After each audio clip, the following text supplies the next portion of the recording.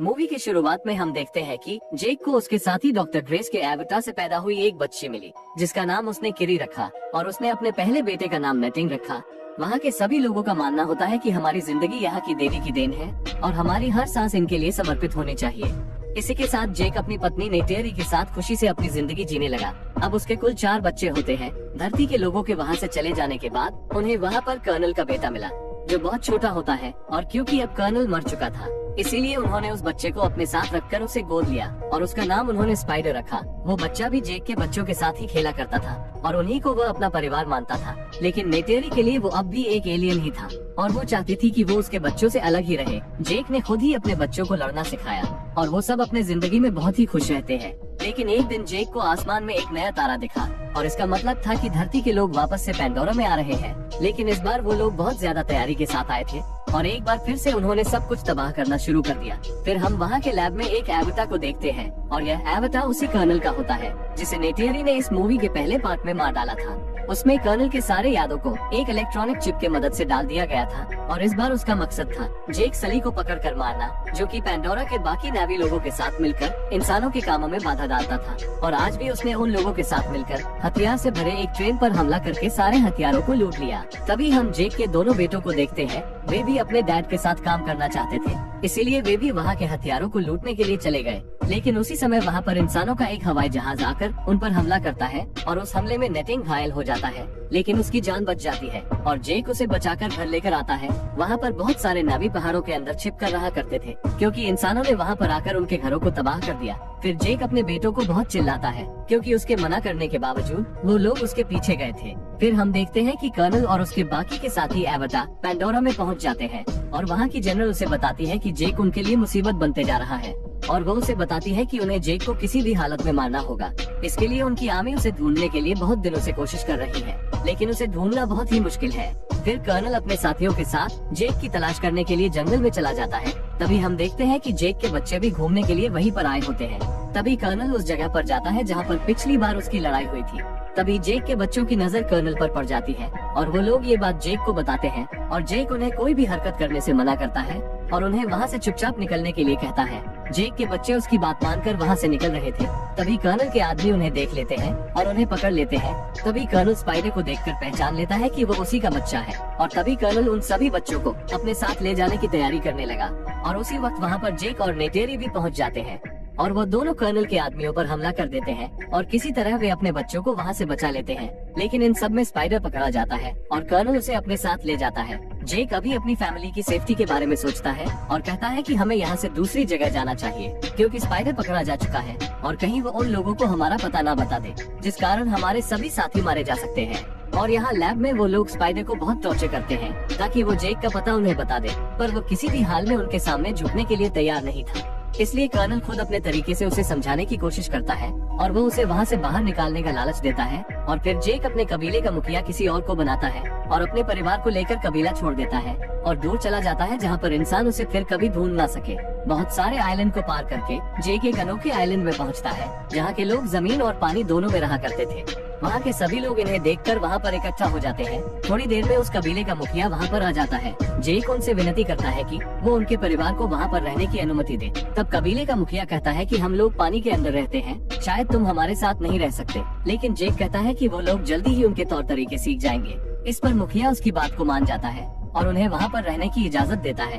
कबीले का मुखिया अपने बेटे और बेटी को कहता है कि जेक और उनके परिवार को इस कबीले की तौर तरीके सिखाओ और उसी दिन से जेक का परिवार पानी के अंदर रहना और पानी के क्रिएचर पर सवारी करना सीखने लगता है। सभी को बहुत दिक्कत हो रही थी, लेकिन किरी पानी के अंदर रहना बहुत जल्दी सीख जाती है। जेक भी कबीले के मुखिया के साथ पानी के जानवरों की सवारी लेना सीख रहा था, लेकिन उसे भी शुरुआत में बहुत दिक्कत हो रही थी। यहाँ पर कर्नल स्पाइडर को लेकर अपने लिए एक क्रिएचर चुनने आता है ताकि वो पूरी तरीके से एक नावी बन जाए और बहुत ही जल्द वो अपने लिए एक क्रिएचर को चुन लेता है।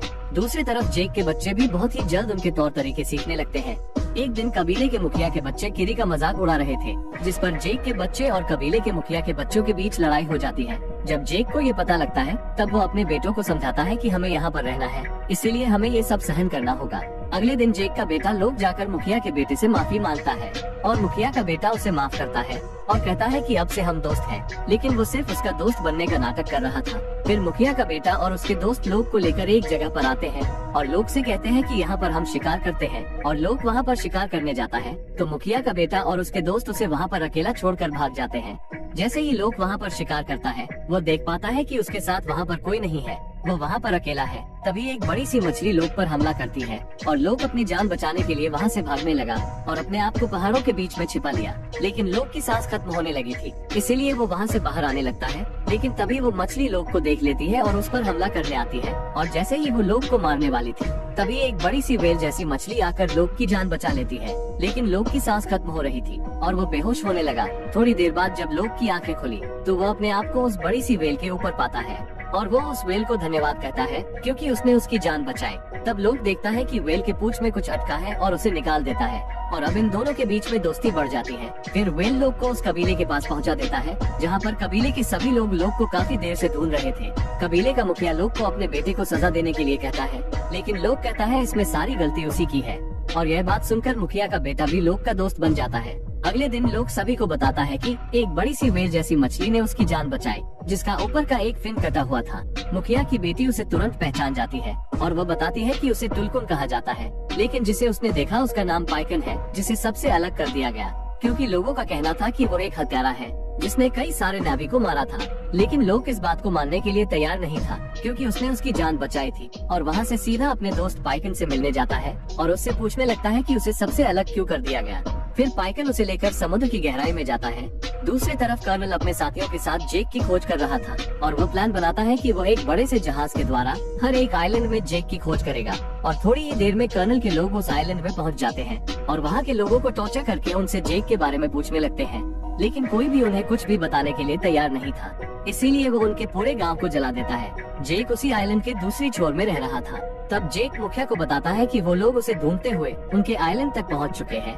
जब गांव वाले कर्नल को कुछ नहीं बताते तब कर्नल एक प्लान बनाता है और वो उनके इलाके में टुलकुन का शिकार करने का डिसाइड करता है ताकि ये देखकर सारे गांव वाले उनकी ताकत को जान सके। इधर लोग पाइकन के साथ बॉन्ड बना के उसके बारे में जानता है कि उसे सबसे अलग क्यों किया गया। लोग उसमें देख पाता है कि कैसे हंटर्स ने उन पर हमला किया था जिसमें कई नावी और टुलकुन मारे गए, लेकिन सबने उसे ही किलर समझा। फिर हम देखते हैं कि हंटर्स अपने एडवांस मशीनों का इस्तेमाल करके बड़े से टुलकुन को बड़े ही आसानी से मार गिराते हैं और उसे मारकर उसके अंदर से फ्लूइड बाहर निकालते हैं जिसके इस्तेमाल करने से इंसान की उम्र बढ़ती नहीं थी और इसलिए वो काफी महंगा बिकता था। वो लोग उस टुलकुन की लाश को उस आइलैंड के पास फेंक देते हैं जिसे देखकर वहाँ के लोग काफी ज्यादा दुखी हुए क्योंकि वहाँ के रहने वाले सारे जानवर उनके परिवार के सदस्य की तरह ही थे। वे सब अब गुस्से में उन इंसानों से लड़ने का डिसाइड करते हैं, लेकिन जेक उन सबको समझाता है कि वो लोग उनसे लड़कर जीत नहीं सकते क्योंकि उनके पास उनसे कई गुना ज्यादा एडवांस हथियार है। और वही लोग को पाइकन की चिंता हो रही थी और इसीलिए वो उससे मिलने के लिए जाता है, लेकिन उसके भाई बहन उसे कहीं भी जाने से मना करते हैं और वो सब उसे रोकने के लिए उसके पीछे जाने लगे। और वही वो देखते हैं कि पाइकन को एक तीर लगी हुई है और वो सब जल्दी से उस तीर को बाहर निकालने की कोशिश करते हैं। तभी वे देखते हैं कि हंटर्स की शिप बहुत तेजी से उनके तरफ आ रही है। लोग जल्दी से सारी बातें अपने पिता जेक को बताता है। जेक सभी को लेकर उनकी ओर निकल पड़ता है और वो लोग बहुत मुश्किल से पाइकन के शरीर से उस तीर को निकालते हैं, लेकिन अब हंटर्स उन सबके पीछे पड़ गए थे क्योंकि कर्नल उन्हें पकड़कर जेक तक पहुंच सकता था। वे सब भागने की बहुत कोशिश करते हैं, लेकिन आखिर में उसके जाल में फंस जाते हैं और कर्नल उन्हें अपने क्रेन से उठाकर अपने शिप पर ले आता है और उन सबको कैद करके वो जेक को अपने पास बुलाता है और जेक अकेला ही उसके तरफ बढ़ने लगा क्योंकि उसने उसे अकेले ही आने के लिए कहा था। पर तभी अचानक से पाइकन उस शिप पर हमला कर देता है और वहाँ पर तोड़फोड़ मचा देता है। ये देखकर जेक और उसकी सेना को भी हमला करने का मौका मिल जाता है और वे सब उन पर टूट पड़ते हैं। नेटेरी भी अब उन पर हमला कर रही थी और उन सारे बच्चों को भी कैद से छुड़ा लिया जाता है, लेकिन इस बार वे किरी को पकड़ लेते हैं और अब वो शिप भी टूट रही थी और किसी भी वक्त वो डूबने वाली थी। और उसी लड़ाई में भागने के दौरान जेक के बड़े बेटे नेटिंग को गोली लग जाती है जिस वजह से उसकी मौत हो जाती है। और इधर जेक की बेटी किरी अभी भी कर्नल के कब्जे में थी। जेक और नेटेरी पूरे गुस्से में उसे मारने के लिए निकल पड़ते हैं और वहाँ शिप पर पहुँचते ही दोनों घायल शेर की तरह उन पर टूट पड़ते हैं और वे लोग उन्हें बहुत बुरी मौत मारते हैं। लेकिन कर्नल किरी को चाकू की नोक पर रखकर जेक को उसका हथियार फेंकने के लिए कहता